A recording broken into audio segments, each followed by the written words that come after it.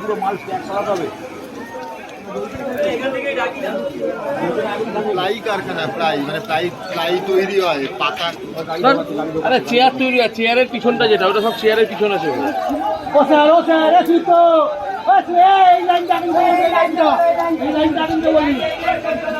আর কি লাগে বলো?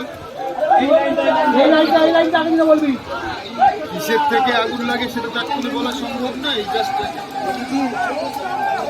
আরে ওই তো বললাম তো প্লাইয়ের মানে চেয়ার।